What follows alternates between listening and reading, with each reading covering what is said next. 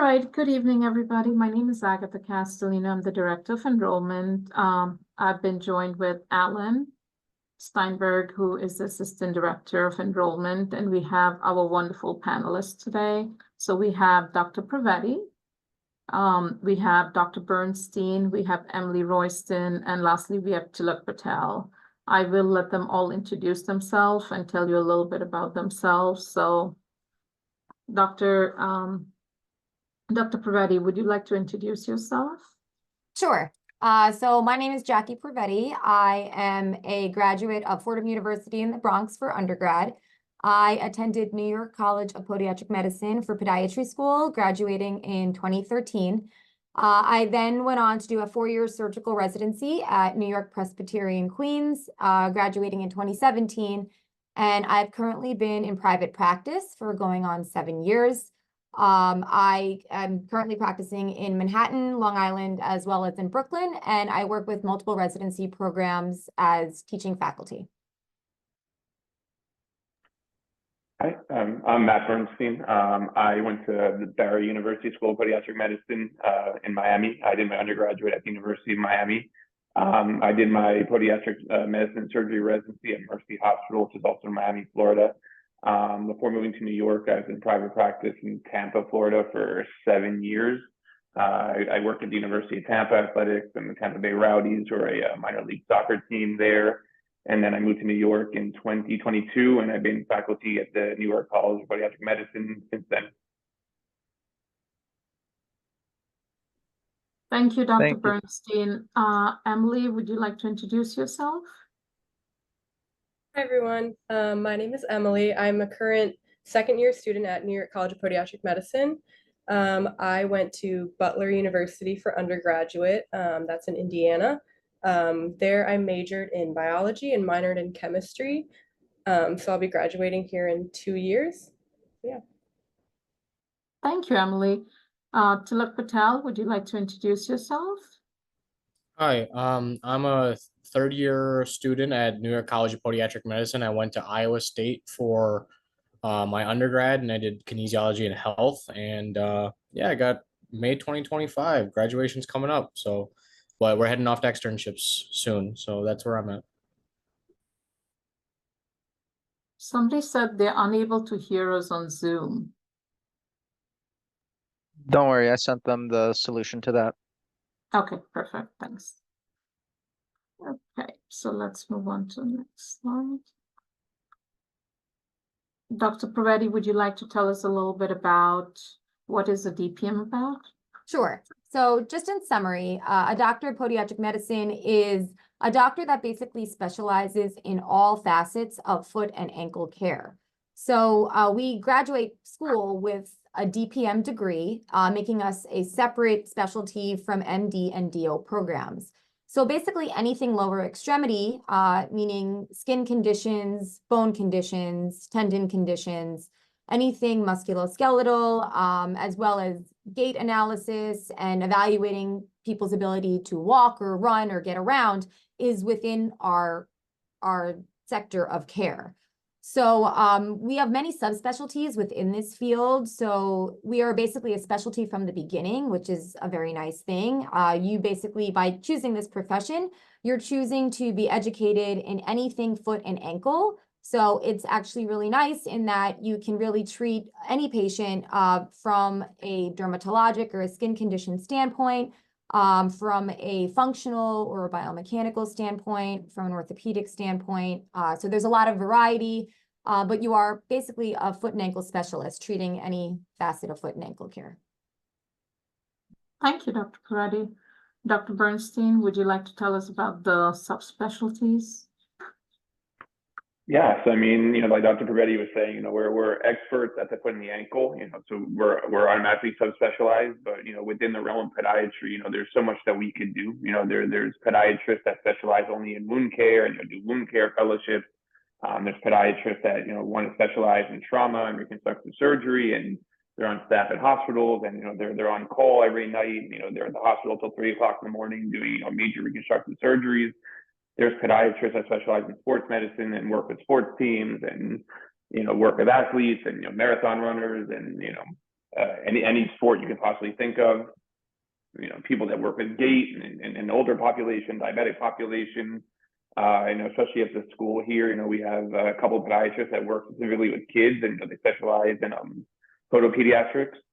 So within the realm of the foot and ankle, I mean, there's a whole, so you know, there's a bunch of subspecialties that, you know, whatever you're interested in, you could tailor your practice and tailor, you know, what you do to whatever you're interested in. So to me, that's the beauty of podiatry, and that's the beauty of this field, and you know, you can really do what makes you happy. Okay. Bernstein. Who would like to cover this one? Road to becoming a practice podiatrist in the United States. Sure. So basically, to become a podiatrist, you are expected to do 4 years of undergraduate education. Most, I would say majority of those that choose to go to podiatry school graduate with some sort of science degree. Personally, I was a biology major. You could take many tracks toward that, but 4 years of undergraduate. You do 4 years of podiatric medical school. You pass your boards 1, 2, and 3 during that time frame.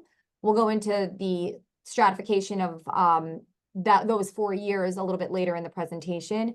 And following that, anyone graduating from podiatric medical school does a 3-year, at least 3-year podiatric medicine and surgical residency. There were more 4-year programs in the past. I think most of those have transitioned to 3-year programs at this point.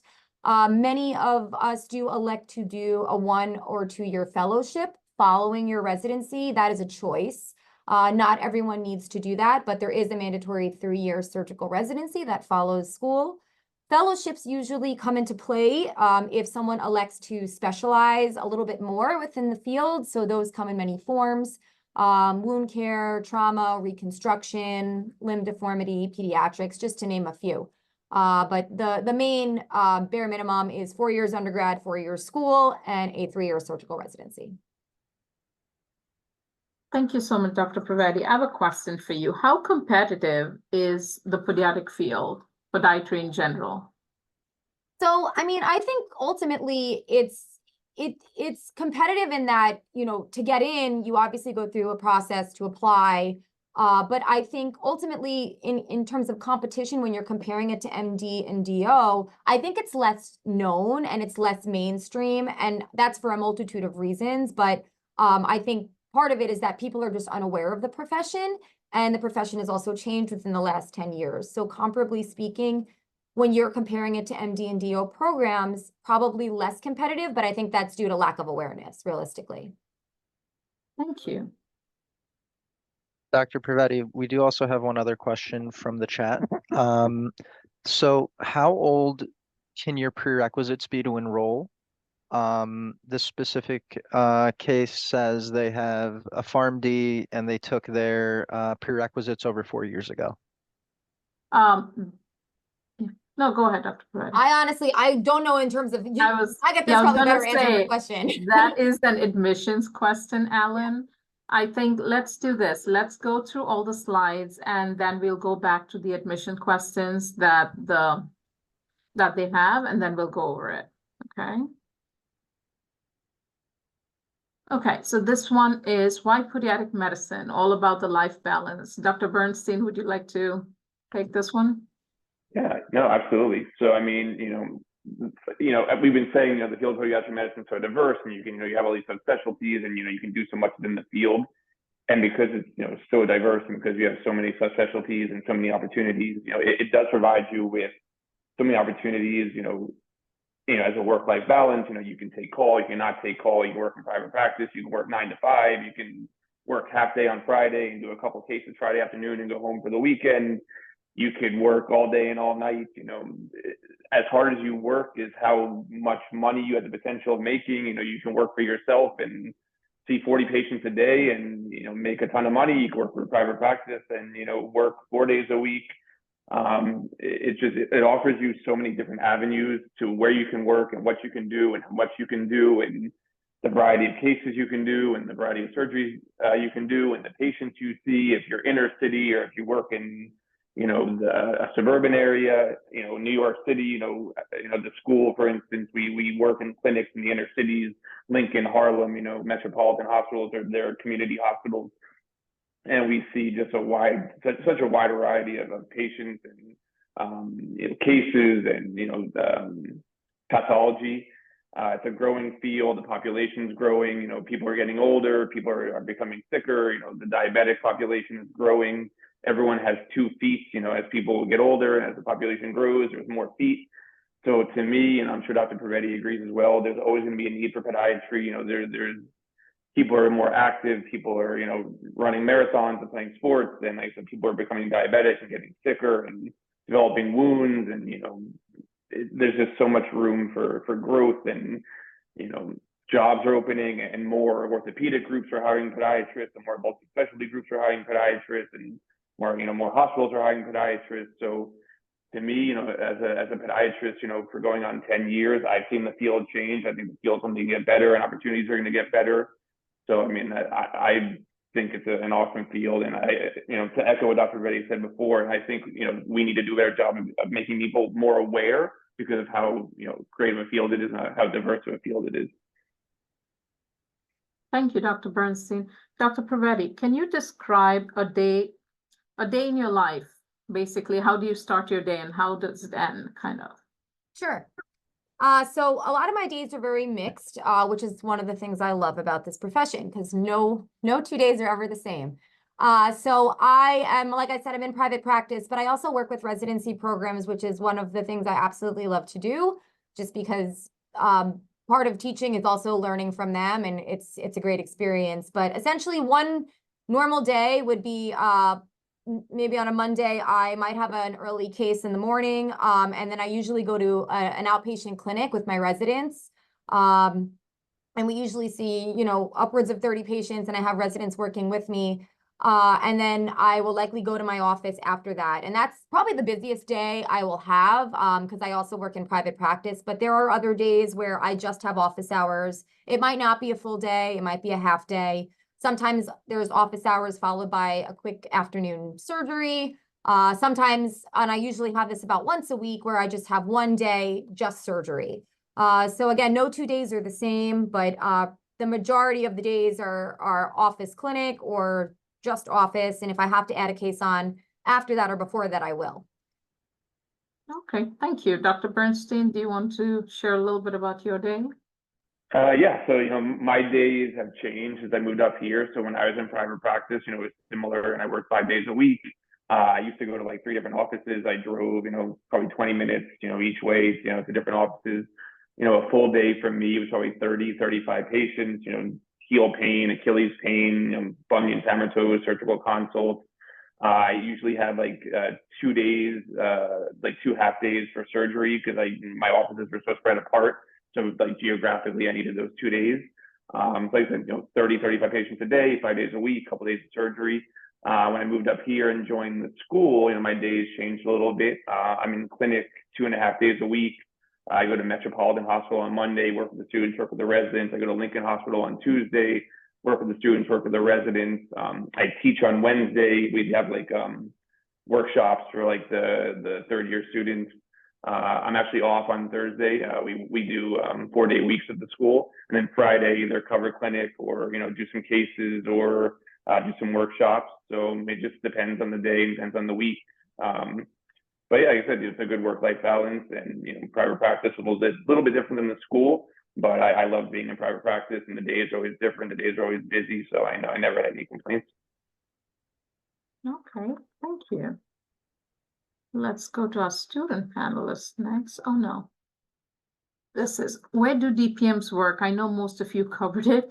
Where do we work? But Dr. Pavetti, would you like to answer a little bit about all the different things, places that you could work at? Yes. So definitely mentioned by Dr. Bernstein before, but this field really offers no limitations in terms of your ability to have a variety. Private practice is only one of the things. And I actually think, due to the changing landscape of medicine, private practice used to be the most common thing, and it might not be the most common thing anymore. And I don't think that's a bad thing. I think that just opens the door up to other opportunities as well. You can work for a larger organization. You can work in a multi-specialty type of practice where you're a podiatrist amongst vascular doctors, dermatologists, internists. So you're really truly part of the healthcare team in certain setups like that. Hospitals are always looking for people. You most definitely can work for a hospital. There's also government opportunities. And of course, giving back to the profession and working within some sort of teaching institution is always an option if that's what you want to do. And lastly, it was also touched upon before, but there's infinite opportunities regarding the sports industry. And I think that really shouldn't be forgotten. And I know podiatry plays a role in that. I love to implement that in my own life, as I was a runner in college and post-college.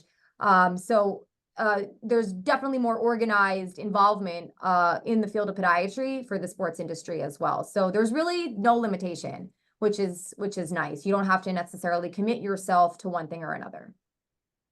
Thank you, Dr. Parati. How much part of it would be surgical? Like, do you have a lot of surgery involved?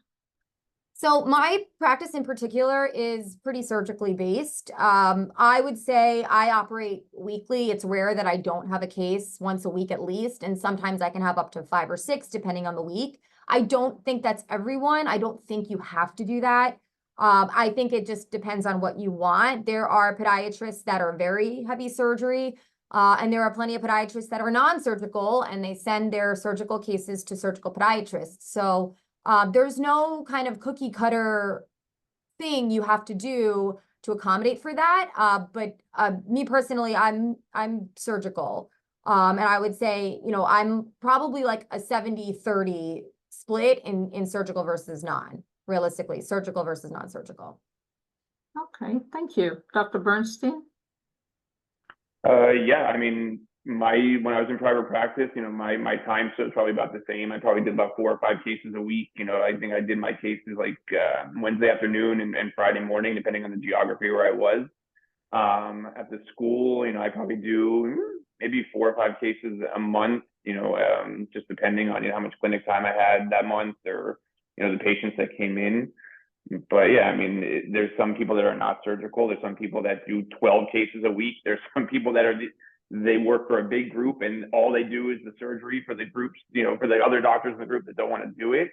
So it really, you can do as much or as little as you want, and you can see as many patients as you want, or as little patients as you want. Your days are always different, and it depends on the person. Okay, thank you, Dr. Bernstein. Let's go over to our student panelist. The next slide, Emily, would you like to talk a little bit about your first year? And then we could go into your second year, which you're currently in and ready to take your boards in 1 month, right? Ready, I wouldn't say ready, but yes. Almost there. Yeah. So first year is, like it says, preclinical sciences. So you're going to get all of your basic like biochem, histology, genetics, anatomy, bacteriology, neuroscience, and physiology. So this, for me, my first year was a big change. In college, I was a college athlete, so I was I mean, I cared about school, but I didn't realize how much medical school was how much work it was going to be. So it was a big adjustment year, but you have a lot of students with you that are in the same boat, and you have obviously professors that are like eager to help you. They will like set up meetings, do whatever you need to help you get on track. But you're gonna basically be preparing for your lifetime of podiatry. So you're gonna learn everything as background knowledge before you get into the more foot and podiatry related classes and coursework. Do you want me to talk about second year, or is there? Yes, please. Okay.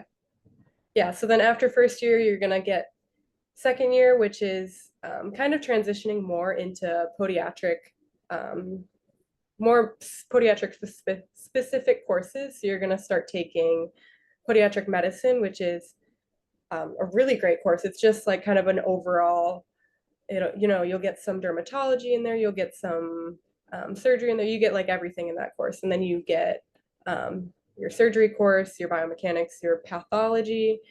Lower extremity anatomy is lean, pharmacology, immunology, physical assessment. So they're different courses in your first year, obviously, but they're great, and all of the professors are, like I said, for the first year, are just very eager to help you. Once you get into second year, you get into more of your like your professors are also practicing, so you get a lot of personal stories, or they'll tell you how it applies to clinics, so you don't feel like you're learning all of this knowledge and it's just kind of being written in your notebook and you won't ever go back to it. Like, you will use it in the next year when you start going into clinics. But yeah, the physical assessment course is also really good.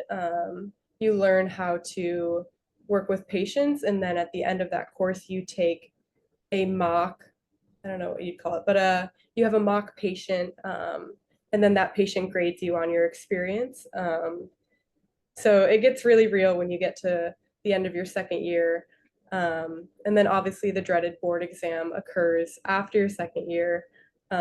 So NYCPM does a great job of, we have some time off before that exam to really, get our studying in and get some sleep and all of that. But we also are able to go in and shadow the third years when they're in clinic during this time, which is awesome because studying is fun and all, but being able to go into clinic and remind yourself that it's, this is what you're going to be doing and this is what all this studying is for, is really helpful. And during our breaks, while we are preparing for boards, all of our professors put on like reviews. So we have crazy amounts of resources. Everyone is so eager to help us. And our board pass rate is like crazy good. So I feel prepared, and I know a lot of my upperclassmates have also told me that first and second year prepare you really, really well for the boards, which is obviously very important. But I think, yeah, I don't know if there's anything else you want me to say. I think you covered most of it. So basically, you're getting ready for your boards, and I think you will be there soon, in a month, right? All right, we will go to the next slide, which will be covered by Tilak Patel. Tilak Patel, would you like to tell us about your third year that you're almost done with? So third year, so with there's like blocks in our third year. We have a medicine, we have an orthopedics, and a surgery block. Each are 4 months long.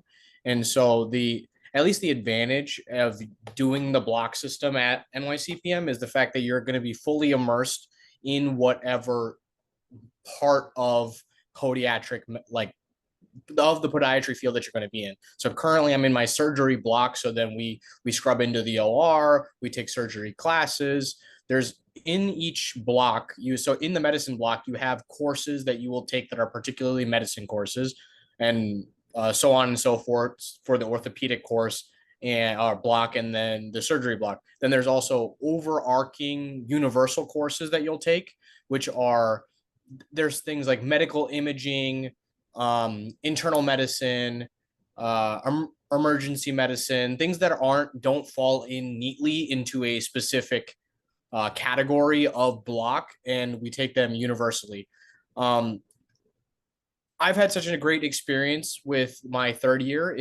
I think the absolute, like, that NYCPM has the benefit of being in the most populated like place in the United States. The pathology that you see is so vast. You don't see this many patients. You don't see this many, like, so many like different things anywhere else. I can't remember a time besides maybe today where the podiatry department was seeing fewer patients than any other specialty in that we were working around, whether it was like ortho, whether it was cardiology, or whatever it was. The volume of patients you see is absolutely incredible. And so I think that's why NYCPM, like, that's why where NYCPM earns its like money, is where it, like, for the students, is the fact that you get to just, I think volume is key, because there's so much, like, if you see like 2 patients a day and you keep reading your books and like you keep and like don't get me wrong, I think like obviously studying is extremely important, but studying, like when you get a question on an exam, all the information is there. The only in real life, when you're seeing patients, you have to find the answers for yourselves, and the only way you get better at that is the more patient volume that you have. You see 10 patients a day, oh, you're going to get a good amount of patient volume. And at least in the third year, you're seeing like, so Dr. Godoy, one of our faculty members, you're seeing like the dreaded Metro Wednesday is like the day that we all like are like scared of, because it's all of Dr. Godoy's like XFix patients, which XFixes are incredible. She's like the amount of care and the amount of like nuance that goes into doing these surgeries, and she's doing limb saving procedures, and it's just amazing what we can see. And then scrubbing into the OR, we had one case where, I'm not going to go into the details of the case, but she was like, this has never been done before, and we got to sit down. I can't be specific because like HIPAA violations and things like that, but the fact is that like there's so much to see, and you're fully immersed. There's not many people in the country that know more about podopediatrics than Dr. Volpe and Dr. Rasek. They're a wealth of knowledge to be around. Our faculty is amazing. They're so dedicated to pushing us forward and creating a conducive learning environment. They're not, I wouldn't say like there's the amount of push that they give is always to your benefit. They're always involved. They're always trying to get you involved. They're asking you questions. You're not just a body there. You're part of every patient interaction. You're part of every surgery. You are like, it's a great third year. Has been a great experience. We rotate between Metropolitan Hospital, Lincoln Hospital, the Foot Clinic of New York, which is the college, Morrisania Clinic, and did I miss one? Harlem Hospital. I was there today. And you also have the opportunity to go to NUMIC, which is a program. It's Nassau University Medical Center on Long Island. So which was a fantastic experience. It felt like an externship, and what externships are, which is like what happens in the fourth year, which I'll be going off to my externships in like 2 weeks or 3 weeks, which super excited for. I'm from the Midwest. I get to go home for like a little bit and like do some programs back home. And externships are month-long interviews essentially that you're going to be doing in your fourth year. NYCPM has 5 externships, and in that time you are being assessed as these are like job interviews for your residency program. It is not absolutely necessary that you apply to residency programs that you did externships at, but they got to meet you and be around you and learn about your personality and how you jive with the rest of the residents. And that is your like interview for your job. That's your interview for your surgical residency that you'll be doing for 3/4 years, depending on what your program is. And in your fourth year, outside of just doing the externships, you will also be working with different specialties in the hospital: general surgery, emergency med, internal medicine. And then you'll be working with like our departments when it comes to like senior pediatrics and ortho and radiology.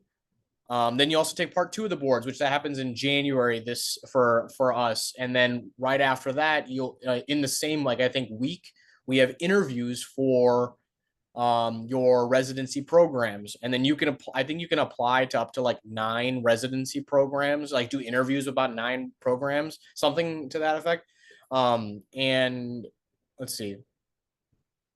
Yeah, I think that's it. And each hospital has their own like pros and cons. Like each state has their like scope that they like to call, like, for example, where Dr. Bernstein practiced, you can do soft tissue up to the hip.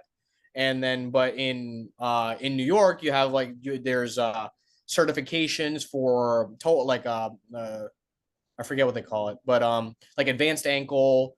And in like Jersey, you have a different scope. In Illinois, you have a different scope. I think in Illinois, you can do 10 centimeters proximal to the ankle joint. And the field of podiatry is so vast. It's so incredible. And there's a lot to see and a lot to experience. And I think that's the fourth year is that's going to be like the most exciting part, because you get to see, like, obviously there's so much I learned and so much I got to experience while I was here at the hospitals in New York, but seeing how other hospital systems work in other states and seeing where you could see yourself working in the future and where your career is going to like flourish is like a very exciting part of fourth year. That's it. Thank you so much, Tilak Patel. Would you like to tell us a little bit about Research Day? That's the one I was going to ask you, because you just finished presenting, right, on Research Day? Oh yeah, so every student is required to do a research poster presentation that you'll do with a faculty member, and you'll do them in I don't think there's a set number of students per project. We had 5 on our project. Some people had 3 on a project. Some people had 2. But they all work with a faculty member and they all present a research poster. And Dr. Malay, who is a very well-respected podiatrist that I forget what journal he is the editor for, but he is the one that judges all the posters. And essentially there's a first, second, and third place winner of the poster day. And in that, even if you're not one of the first, like 1, 2, 3 winners, he talks about what ways you could get this paper that you have published, how this poster can be in a journal. Like there was quite a few case presentations. There was a case reports on unique pathologies that he was talking about. Like there's not too much left. All you have to do is tweak this, this, and this is publishable. And that's like, I think the important thing about Research Day, some people already have research published prior to Research Day. And some people, this is maybe their intro to research. And it gets everybody's foot, no pun intended, into research. In so many different institutions, when it comes to residencies, research is a very heavy part of those programs. And being up to date with the literature is amazing, but being part of the literature is, I think, is an even like greater part of your commitment to the field of podiatric medicine. And research is not a necessity, but everybody must be part of poster day. Everyone must create a presentation for a poster that is going to be pit up against everybody else's poster. But that's what poster day is. That's what research day is. Thank you. Let's go to the next slide. So this is a little bit about the advantages. I know Tilak Patel spoke a little bit about it. Emily, would you like to tell us a little bit about the advantages? Sure. Yeah. I was actually thinking about, I think the biggest thing that drew me into NYCPM, I mean, obviously other than like the stats, is what better time to be in New York City than like, I mean, you don't have to be straight out of college by no means, but for me coming to New York City as a, 23-year-old, I was like, that was like crazy. I was like, this is awesome. Like getting to be a doctor and doing it all in New York City. But so yeah, it's the first podiatric medical school. And obviously you can read the slides, but 1/4 of all DPMs are from New York College of Podiatric Medicine, which means if you say you graduated from New York College of Podiatric Medicine, like people are like, oh wow, like really, we have kind of some, maybe some prestige, I can say that, I guess. And Tilak was telling us all about the clinical training.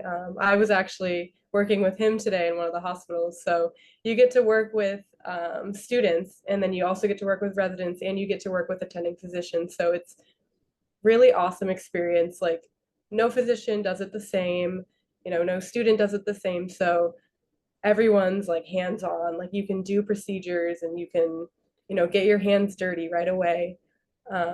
In board pass rates, I think, are we at a 93% rate? 93 first-time test takers, and then I think 98 after the second time. Okay. So that's great. you take your first 2 years and it's all so that you can pass board. So it's really nice to know that you're at a school that's preparing you for that. So you don't have to do it again, or you don't have to spend more money to take it again, take more time out of your day to study for it. And then after boards, after, your third, fourth year, you're going to want to get a job. So we have 100% residency placement, which is huge. Like you can, step out of graduation and you're going to have a job lined up for you. I already kind of went over this, but yeah, obviously located in New York City is a crazy cool experience. You can live, every neighborhood, every borough is different, and exploring on the weekends is a great way to take to distract yourself from studying. And then we are merging with New York Medical College and Touro University. I think we're kind of in the works with that, but yeah. And then also on campus, we have so many clubs, so many organizations. You can start an organization if we don't have it, but odds are we probably do have it. Recently, we just started an LGBTQ plus in podiatry club. If you have an idea, you can bring it to the deans and they will make it happen. So that's super great to know that, whatever you're passionate about, you can start a club, you can find other people that are passionate about it, and you can make friends through that. Or, all of my classmates are like super, super, close. We're like a family. So New York College of Podiatric Medicine, other than the location, like you're going to get a great experience and you're going to be very, very glad that, this is where you chose to go to podiatric medical school. Let me ask you this. When you were choosing your career, why did you pick podiatric medical school over MD/DO, and why NYCPM? Yes, that's a great question. I originally, growing up, was like, I want to be an orthopedic surgeon. I wanted to be, just a doctor. I didn't really realize the field of podiatry until somebody mentioned it to me. But essentially, so like I said, I was a college runner 2 years ago now. And I realized how much I'm on my feet and how bad runners need podiatrists. So that kind of got me interested in podiatry. And then I started to kind of compare the different programs. And I was like, why would I go to a school, or like, if I can be a surgeon in 4 years of school plus 3 years of residency, why would I not do that versus going to like, what is it, like 12 years of school? Because I was ready to kind of get out of school already. So a shorter program to be a surgeon was like on the top of my list. Like I want to be in the operating room. I want to do all that stuff. So that's why I picked podiatric medicine over like other career choices. And then, like I said, why NYCPM over the other ones? I am also from the Midwest. So I did not know where I wanted to go because there's only 7, 8 11 now. 7, you said? Yeah, 11 of them. Oh my gosh. But so, it's not as many as there are college programs. So I had to be a little bit more picky about where I wanted to go. But New York has literally anything and everything you could need. So, it's 3 years or 4 years here, and I'm 2 years down, and it already feels like it's been like a month, or not a month. It feels like it's been like 6 years, because you get so much in the city, but you're also able to escape it and get into, an apartment. We have campus, or we have like dorm kind of build, or is that We have the Bridges, which is Yeah. the student housing. You have the option of staying there or anywhere you like. We are basically surrounded by all the 5 boroughs. So if you want to live in the suburbs, you could do that. You could live in the 5 boroughs, or you could live in the Bridges. So it's all up to you as a student. Right. So, you can live in the Bridges, which is it's like a 5-10 minute walk to school. So that's really nice when you have early classes or whatever. Or you can live outside and take the subway and be a real New Yorker. I know a lot of people live in New Jersey too, and they can just hop over the bridge. But yeah, it's, in terms of getting to school and living, it makes it easy being in a big city for sure. Thank you so much, Emily. Tilak Patel, would you like to share with us why did you pick podiatric medicine over others and NYCPM? Similar story in the sense that I wanted to always go into orthopedics. Don't know if that's the case at all anymore, but like in doing like what's it called, orthopedic surgery. But like the reality was for me in there, it was also similar in that I didn't know about podiatry until much like later on.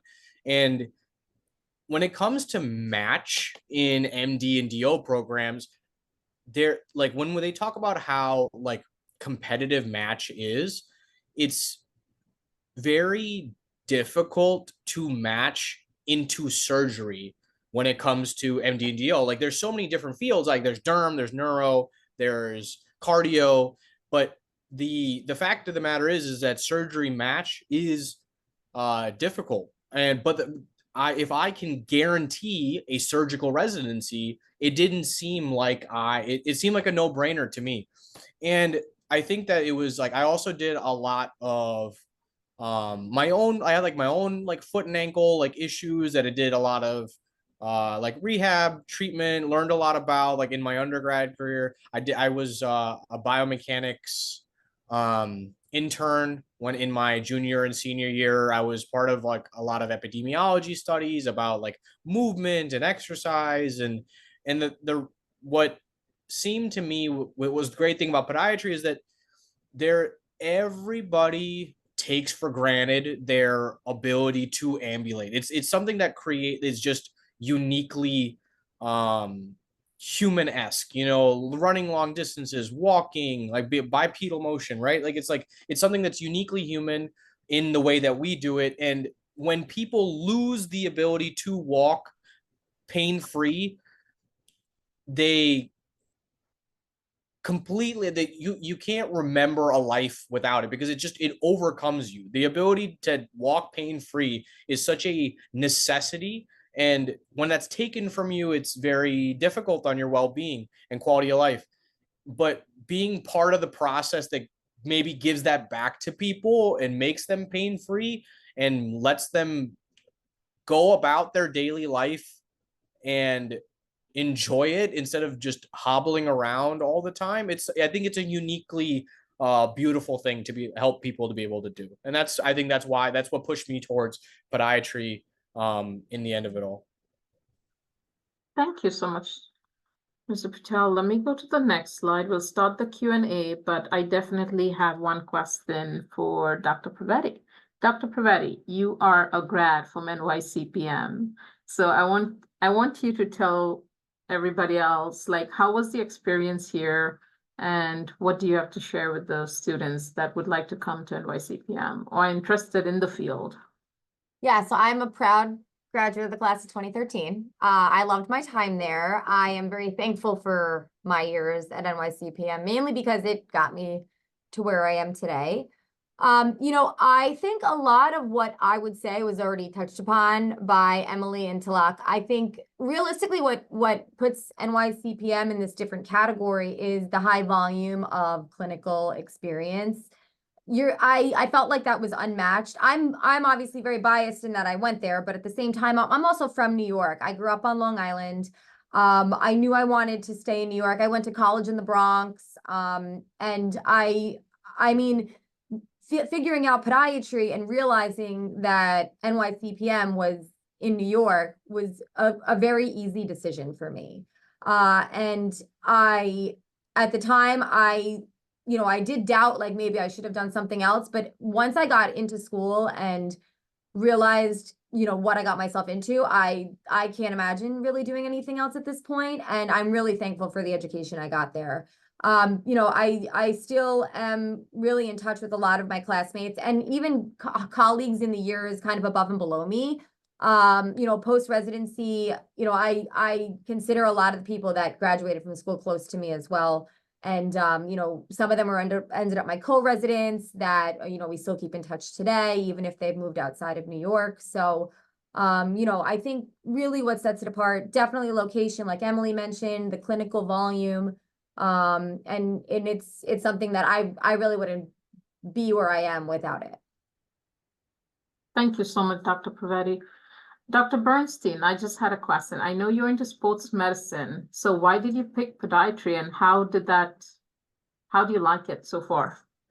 I mean, I'll echo the sentiment that I couldn't really imagine doing anything different at this point. You know, I'm 10 years into my career, and you know, I've always been a sports fan, and you know, I'm not like a high level athlete, but you know, I played basketball growing up and baseball growing up, and you know, I love sports. I always wanted to, you know, maybe be a sports medicine doctor, an orthopedic surgeon. That seems to be, you know, the theme of this chat. You want to do that, and you find podiatry. But I was lucky enough, you know, to discover podiatry, and I was lucky enough, you know, I lived in Florida at the time, so you know, I went to Barry, the geography. I was lucky enough to do my residency, you know, in Miami, and you know, one of our professors, Dr. James Lucido, is the team podiatrist of the Miami Heat, and I got to work with him for 3 years, and you know, he was the team podiatrist of the Miami Hurricanes, and I went to the University of Miami, and I got to go to the locker room with him and see athletes with him, and he used to call me on the weekends to go see the athletes, and I've gotten to meet some very famous people, which was, to me, was very cool. And then when I moved to Tampa, you know, to private practice, I knew that's what I wanted to do. And, you know, I kind of immersed myself in it. So, you know, I worked with the University of Tampa and then the Tampa Bay Rowdies and the New York Yankees do spring training down there. So the job that I chose was specifically because our practice worked with the New York Yankees during spring training.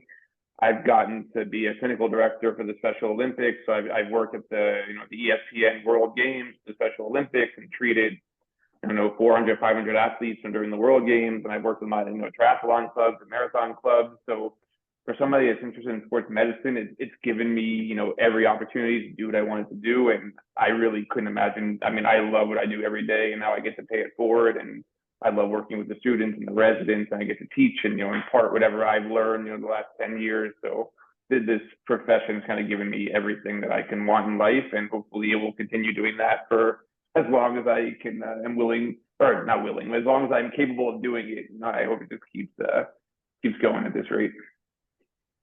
Thank you. It seems like you all do different type of things, and that's amazing. So I know that with Emily and Tilak, they're studying now, but when they're done, I'm pretty sure with what they started with, they will end up with something else that they fall in love with along the way. So we never know. They start with something else, and along the way it changes. So if you guys have any other questions, please put it in the Q&A. Everybody is here to take your questions. We'll be happy to answer them live. So somebody said, what is the difficulties in finding a job after residency? Who would like to take that question? Yeah, I'll start, and Dr. Vervetti can jump in. I mean, there. How do I say this? You will not get a job after residency. There are so many job opportunities, private practices, like I said, multi-specialty groups, orthopedic groups, hospitals. There is such a need for foot and ankle care in the United States because of the diabetic population and the growing population and the aging population. And people live in big cities and they're active and they walk and they run. People will always need podiatrists. Like for instance, when I was in Florida, the group I worked for was called Upper Line. They're a big company, but they're just they're acquiring practices and starting practices, and they're in Florida, they're in Alabama, California, Indiana, Georgia. I mean, there is such a growth in the field that there are so many jobs, and there's so many good jobs and well-paying jobs, and really jobs that give you the ability to just continue growing. So to me personally, I don't think there's any problem finding a job after residency. Just depending where you want to do, what you want to do and where you want to live, but I don't think there's a problem. I agree with what Dr. Bernstein said. It's not necessarily about if you get a job, it's what you want to do.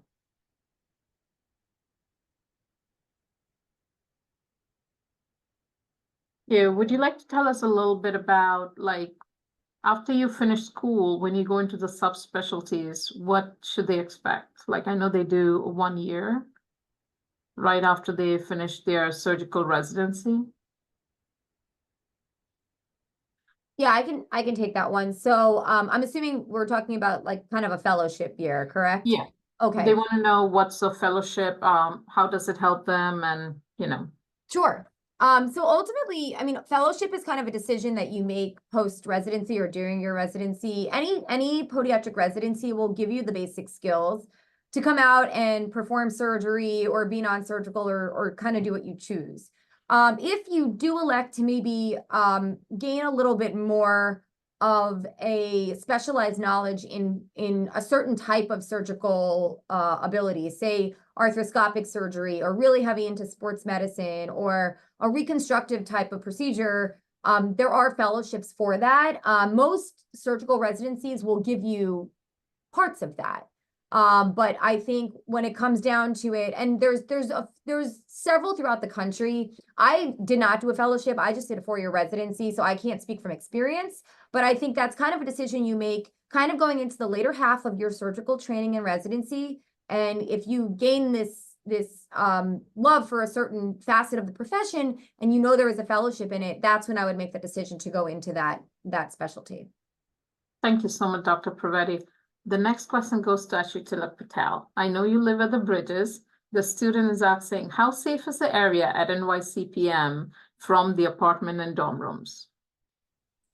So the reality is like it is a major metropolitan city, right? And it is the area isn't, it's not like Midtown. It's not Yonkers. Like there is definitely not, it's not like, we're not saying it's as safe as like going to like, I don't know, like the Sistine Chapel, but it's, you mind your own business and things are fine. Like it's like, and the thing is, coming from obviously a very like privileged perspective in the sense that I am a male, and I don't think that anybody is going to bother me in a way that any onlookers would bother a female. But there's plenty of women that live at the Bridges. Keep company, don't go out late, and if you do, always have company and always have the wherewithal to know how to find your way home. Like there's I'm not going to say that like, oh yeah, it's perfectly safe all the time, but like you're living in a major metropolitan area, you're living in New York, you know, it doesn't matter where you are in the city, it's inherently like unsafe in any major metropolitan area you live in. But